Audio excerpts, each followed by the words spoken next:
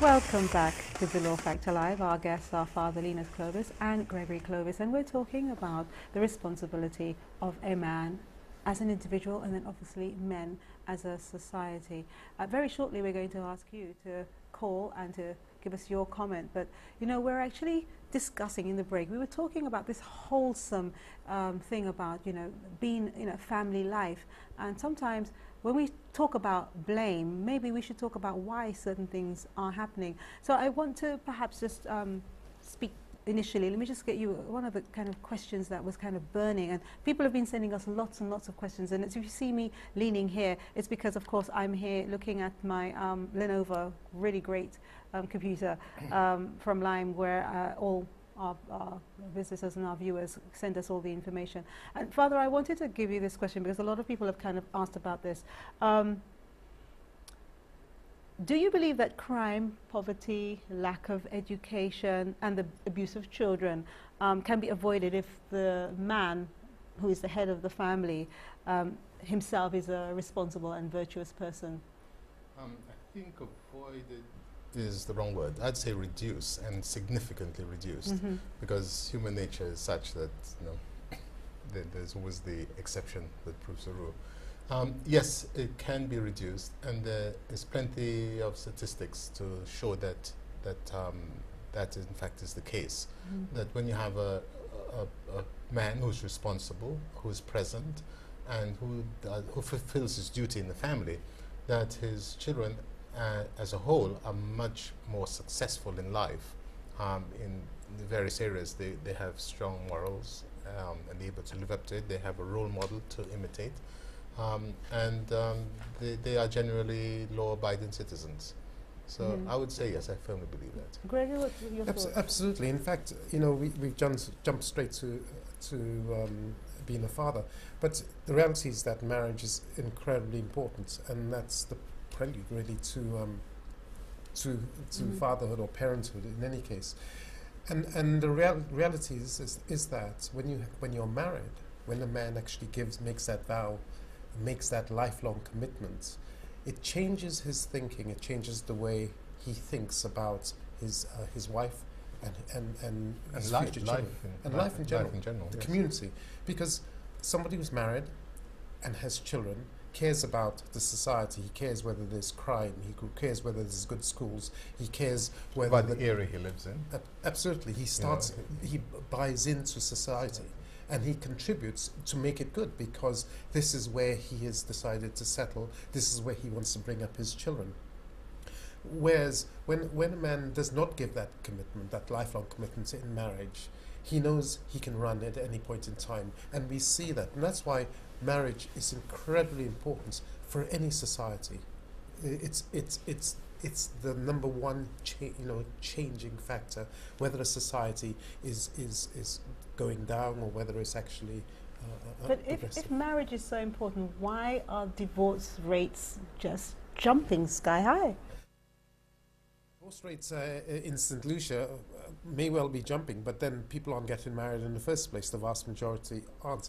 That's a little bit more of a complicated question, primarily because society, in our liberated societies, or so-called liberated, in fact I think it's quite detrimental, but things like birth control certainly has a profound impact on divorce rates.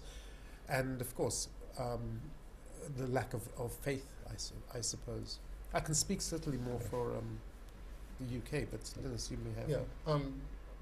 First of all, divorce has always been an issue, and Christ himself addressed the issue when the Pharisees said to him, "Is it permissible for a man to divorce his wife on any pretext?"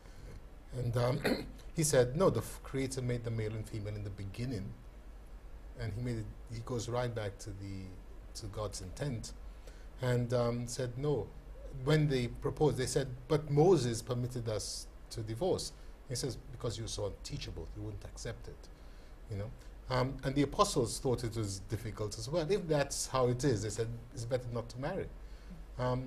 But what does marriage consist of? It consists of a commitment with God in the middle of it, and so the marriage has to have the Creator at the center of it for it to hold together. And if a couple can keep the Creator there, they will have a good chance of having a successful marriage. Well, I mean, that makes all good sense to people who want to have a positive life and become positive role models in their families. But when we actually promoted this program, the amount of responses we got back were most of them were negative and very, very sad. I mean, we printed quite a few of them out, but most of them had the same theme. So let's have a look. Here's one, for example. Sometimes my daughter's father would forget that he had a child. I work hard, take care of my daughter and myself. She's 9 now, but he still wants to play half and half papa. I work late, he works elsewhere, but still I have to pay after school fees.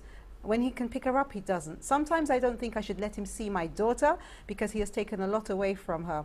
What kind of father would say to a child he has only 2 days to himself when he is asked to take his child somewhere?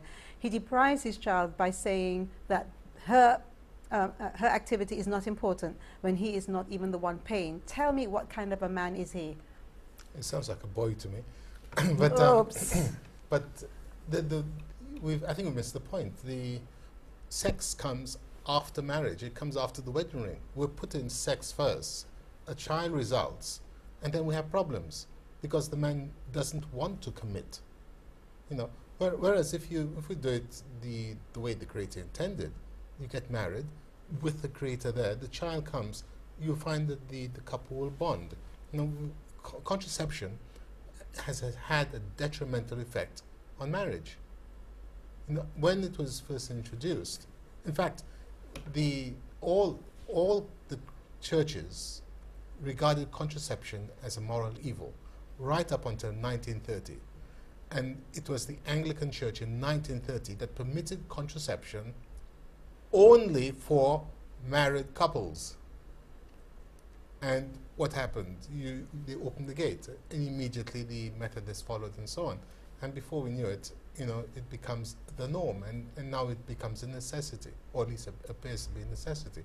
But the only church that regards contraception as immoral is the Catholic Church. I'm not saying that Catholics accept this. We know they don't. But contraception is morally sinful. There's no doubt about it. But Father, a lot of the responses that we're receiving, this is the same theme, where principally the women are saying that the men have had children and they have just disappeared. Now, every case is different, so we can't reply to every case.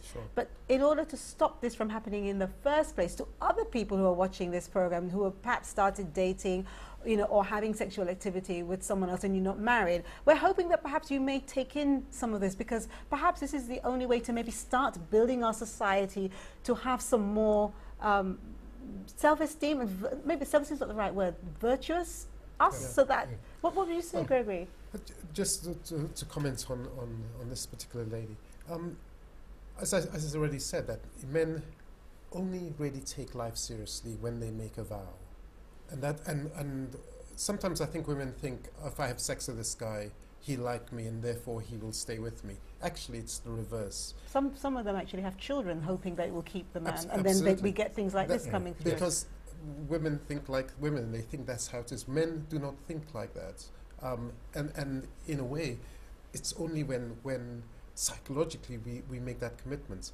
But as I said, what happens though is that men, or at least boys, are brought up typically in St. Lucia in a single parent home, primarily by their mothers. They rarely see their fathers, so consequently they're doomed to repeat that exact same thing. They never see their fathers, so when they grow up they act exactly like their fathers, and this is a continuum which continues.